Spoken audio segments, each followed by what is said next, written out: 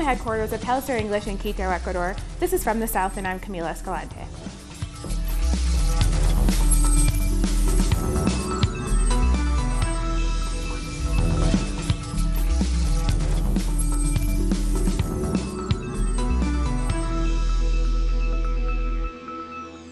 We begin in Argentina, where Alberto Fernandez has been elected president. With 97% of all votes counted, the Frente de Todos party, led by Fernandez, along with former President Cristina Fernandez de Kirchner, has obtained 48% of votes. In second place with 40% of votes is outgoing President Mauricio Macri. According to Argentina's constitution, a candidate must obtain 45% of votes to win the presidency in the first round. People across Argentina celebrated Fernandez's victory. Many express hope that this is the end of the neoliberal model imposed by President Macri, which has left the country facing one of the worst economic crises in history. We are going to rebuild egalitarian and support Argentina that we all dream of. That's the commitment that I assume. And hopefully, those who will be our opponents for the next 4 years are aware of what they have left us and will help us rebuild the country from the ashes they left. The president-elect also showed his support for the jailed former president of Brazil, Luiz Inácio Lula da Silva, who on Sunday turned 74 years old. Today, October 27, marks Lula da Silva's birthday, who is a man unjustly in prison, and for whom we must continue asking for freedom. Free Lula. The vice president-elect of Argentina, Cristina Fernandez de Kirchner, urged outgoing President Mauricio Macri to take responsible action in the face of the financial crisis in the country before leaving office. I'm going to ask the outgoing president, who is still in power until December 10th. I'm going to ask him to please, as I did in 2015 when I had to transfer power to him, please take all the measures needed to ease the dramatic situation of the country's economy. December 9th, when I had to transfer power, please. For his part, outgoing President Mauricio Macri acknowledged his defeat and congratulated Alberto Fernandez for his victory. First, I want to congratulate all Argentinians who voted today. We had a very high turnout. The truth is that it makes me very proud, that we all understand that we have to come out and vote. And in addition, we had another peaceful election day, strengthening our democracy. So a big round of applause for all Argentinians who participated. Then, I want to congratulate President-elect Alberto Fernandez. I was just speaking to him on the great campaign they ran. I invited him to have breakfast at the presidential palace because we have to start a period of transition. An orderly transition that brings peace to all Argentinians, because the only important thing is the welfare and the future of our citizens. Our correspondent in Buenos Aires, Edgardo Esteban, has more. There is a party here in the city of Buenos Aires, just like all across Argentina.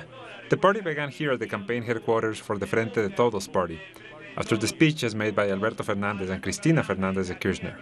The people are on the streets to celebrate this new era, which marks the return of hope. The happiness of people who endured the neoliberal politics of Mauricio Macri is clear. Now they celebrate knowing that what's to come will be very complex. However, today is only for enjoying this new era, marked by the victory of Alberto Fernandez, as well as establishing a new road for Argentina looking towards the future. To discuss this new development, we go to our guest in London, who is a lecturer in human geography at Queen Mary University of London and researcher of political parties and elections in Argentina. Great to have you with us. Sam Halverson. Hello. Hey there, just waiting for you to come up, Sam. Was this a slam dunk for the internationally lesser-known Alberto Fernandez? Do you think he won with ease? Good. Welcome. Nice to see everyone. Thanks for having me. Slam dunk, perhaps. I think certainly it was a clear victory, a clear margin, which was almost 8 points difference. I suppose the main surprise, if there was one, was that the gap between Alberto Fernandez and his Frente de Todos coalition was significantly less than it had been in the PASO, in the preliminary prelim votes back in August. So it was a huge kind of slam dunk back in August, and I suppose now a slightly smaller slam dunk. but nevertheless a convincing and clear victory from both sides. Tell us a bit about who won and where they did well. Great, yeah. So at the national level then, what we saw was, as I've mentioned, 48% of people voting, which, remember, in Argentina, the way it works is that if you get above 45, then you win straight out in that round. You don't need to go to what the so-called ballotage or the runoffs. So that was the expected outcome, and it happened, albeit with a slightly lower number. If we then move around the country, what we saw was the following. And I suppose the two biggest electoral arenas that people tend to look at, Buenos Aires, the province, and the city. So the province, or what we think of as the state of Buenos Aires, is a very important electoral battleground. It's the biggest area, center of Argentine industry.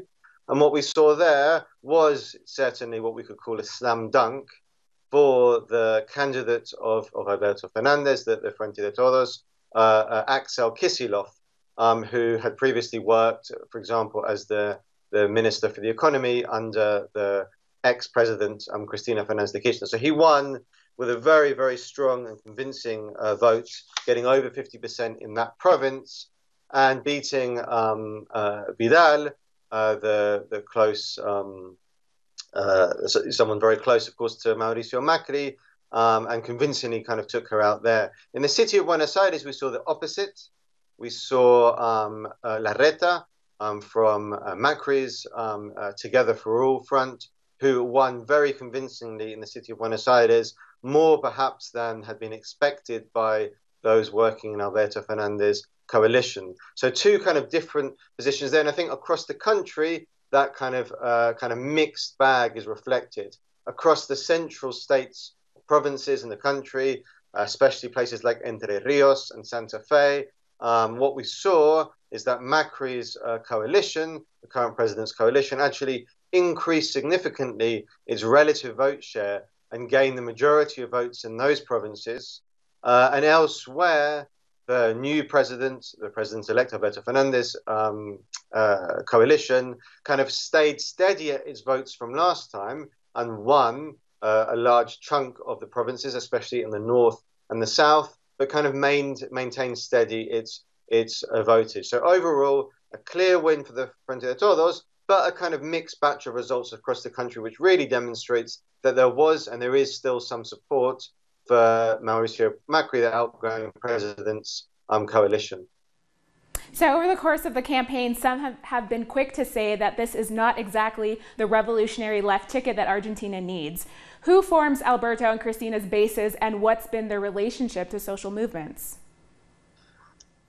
Great question. And I think that is, in a sense, a question to be explored as we move forward. So, of course, when Alberto Fernandez stood, if you like, as president, he was put forward by the ex-president Cristina Fernández de Kirchner. And it's really her who maintains the leadership of a fairly broad basis of social movements which emerged during her presidency, and which continue to be active today. And in terms of kind of the strong social movement constituency of the incoming government, it's clear that she kind of maintains that link, and key members of the new coalition, including, as I mentioned, the incoming governor of Buenos Aires, the province of Buenos Aires, Axel Kicillof. So that would be the kind of key link to the kind of social movements who are coming in to support. But there'll then be a kind of, I think, an open question with how now this new government responds to kind of two sectors. One will be if they're able to kind of foster a new basis of movements around them, which is not simply an extension of the Kirchnerist movements which came before. That's the first question. But perhaps the most important question for those of us looking from outside will be how they relate to many of the new social movements which emerged very vigorously during the presidency of Mauricio Macri over a number of issues, of course, most centrally around the economy, rising inequality and poverty, but especially, for example, the new and very potent feminist movement which emerged. And of course, Cristina Fernández de Kirchner shifted her position on the basis in response to them, having previously been more sitting on the fence with regards to questions such as abortion or even against it, now coming out clearly in favor. So new social movements, but I don't think we can call them necessarily Kirchnerist. They weren't born in the context of supporting the national government, now have emerged, and there'd be a key question how they respond to them, as well as other movements, notably the environmental movement, who there'll certainly be a stronger tension with. All right, now one of the greatest challenges the new president will have to face is evidently the economic crisis in Argentina, but also the new government will have to hold talks with the International Monetary Fund on the $50 billion loan. How do you think this will go?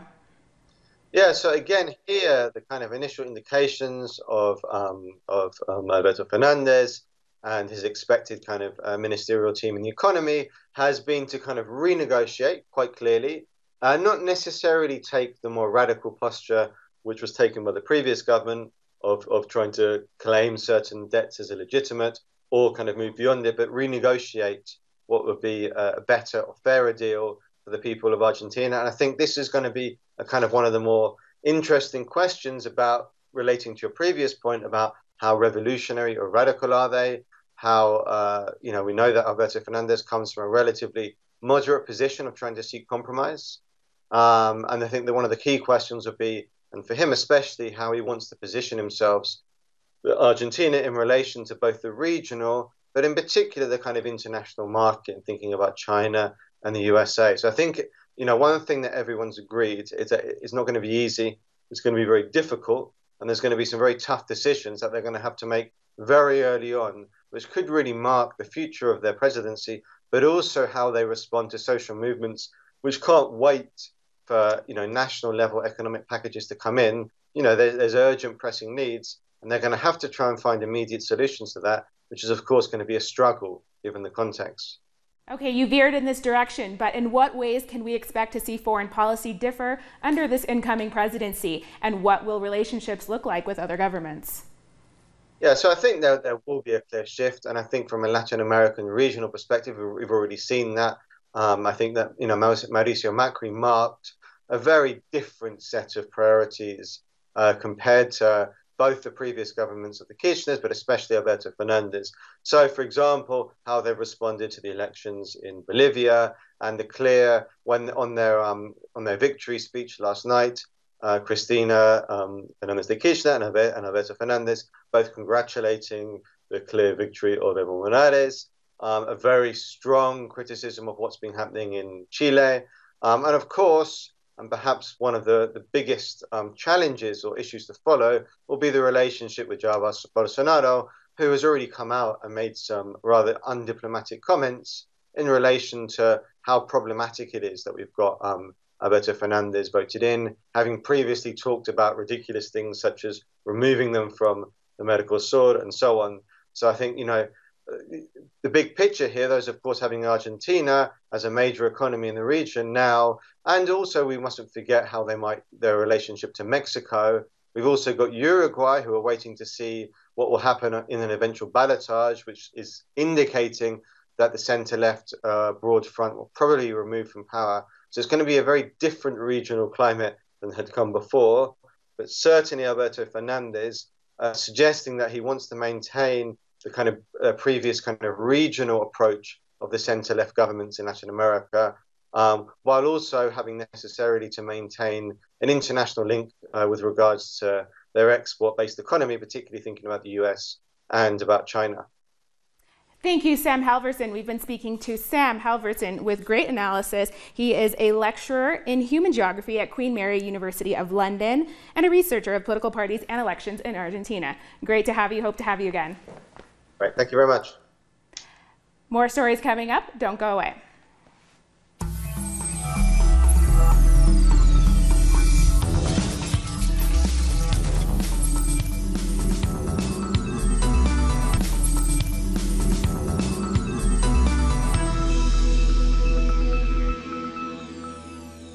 Welcome back.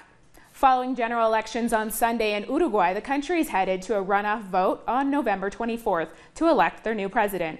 Citizens will decide between the former mayor of Montevideo and candidate for the Broad Front Party, Daniel Martinez, and former senator and candidate for the Conservative National Party, Luis Lacalle Pou.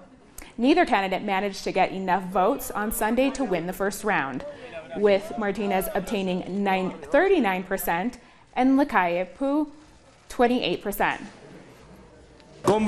We are convinced that Uruguayans will vote on who they personally believe will lead this country best, but we are also convinced we can establish talks with many sectors, and we accept this challenge. This challenge is the continuation of the dream of Badol and Ordóñez, of Wilson Ferreira Lunate, and of Rosereñe, a dream of a developed Uruguay.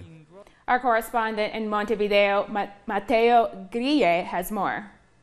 More than 90% of eligible citizens went to the polls on Sunday in one of the highest voter turnouts ever in Uruguay.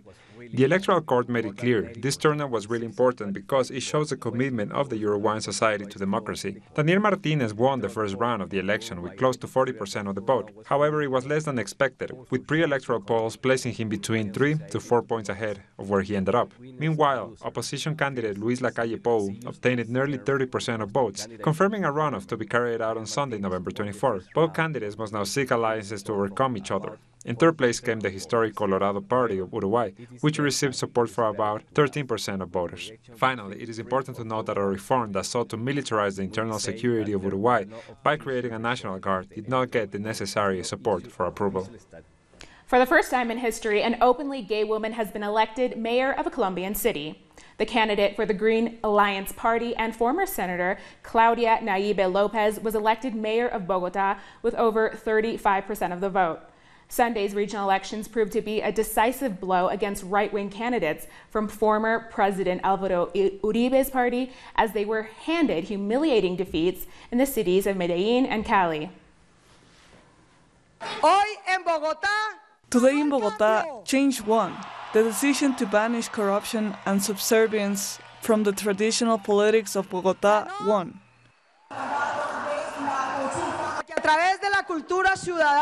Through citizen culture, quality education, equality, let's defeat and overcome and unlearn machismo, racism, classism, and homophobia. In Chile, Sebastián Piñera has lifted the state of emergency in all regions. The state of emergency, which began more than a week ago, was lifted at midnight, 2 days after more than 1 million people took part in a mass demonstration. That gathering demanded economic and political changes and was the largest ever protest in the country's history. 20,000 soldiers and police had been deployed on the streets. However, in Santiago, protests continue, as did the repressive response by Chilean police. President Piñera has called for a major cabinet reshuffle in an attempt to appease a week of mass protests against inequality. Protests began over a hike in metro fares, but quickly turned into a wide rejection of the economic policies of the government. The official death toll from the clashes between protesters and security forces stands at 17, while more than 7,000 people have been arrested. Sunday was the 74th birthday of former President and Workers' Party leader in Brazil, Luiz Inácio Lula da Silva. Birthday festivities were found in all major cities as Lula continues to be held as political prisoner in a Curitiba prison. Thousands of protesters gathered nearby the facility and cakes were made for this special celebration. Brazil's popular movements such as the Landlords Workers Movement and large trade union organizations like the Unified Workers Central held many of their own events, with speakers paying tribute to the former president. And in the southern Brazilian state of Santa Catarina, Lula Livre Festival was held with live music performances and plenty of dance. Well wishes for Lula's 74th birthday and events are also taking place all around the world. Indigenous leaders and the Ecuadorian government are working on a new decree to replace the one that was defeated by the uprising have stalled, but President Lenin Moreno has been talking to some other sectors. The Ecuadorian government has met with various trade unions to discuss a new decree to replace the Decree 883, which was repealed after almost 2 weeks of protests. It also says it's talking to various sectors about its planned labor reforms, and it thanked the Ecuadorian Bishops' Conference, which together with the UN brokered the talks with the indigenous leaders of CONAIE. We have congratulated the President for talking to the indigenous movement. In all negotiations there is give and take. Conceding is not losing. Facing criticism for his role in repressing the protests, the Minister of Defense, Osvaldo Jarrín, appeared before the Foreign Relations Committee of the National Assembly. But he seemed unrepentant and criticized the universities that served as peace centers or refuges during the national strike. We saw the role played by those universities who called themselves peace centers, but which in fact served as logistical supply bases for the protesters and other groups who committed acts of vandalism. We cannot discriminate, but there were a lot of protesters who caused public disorder. The rector of the Catholic University says their job was to protect the physical integrity of indigenous families. The 5 universities roundly reject the minister's accusation. What we did was provide humanitarian aid, food and medicine, because there were many people injured. This was independent of any political ideology, but using military language to code these logistical bases, the minister has really crossed the line. CONAIE says it wants to move ahead with talks with the government, but says its members, including its president Jaime Vargas, are still being persecuted by the government. And they too condemned the actions of the ministers of defense and the interior. I repeat, we are not in talks with the government. The United Nations are acting as intermediaries, and we will respond to them. We will respect the agreements made to end the strike, but we have not had direct contact with the government or any minister. We maintain our demand for the resignation of the ministers of defense and the interior, but the president will have to decide that. The government insists that there was a deliberate plan to destabilize the country and tries to belittle the huge popular mobilization. CONAIE says it is preparing a report on the abuse of human rights by the police during the protests. The ombudsman has raised the number killed to 10 and now has the job of investigating the circumstances of each of these deaths. We're taking one last break, but stay with us.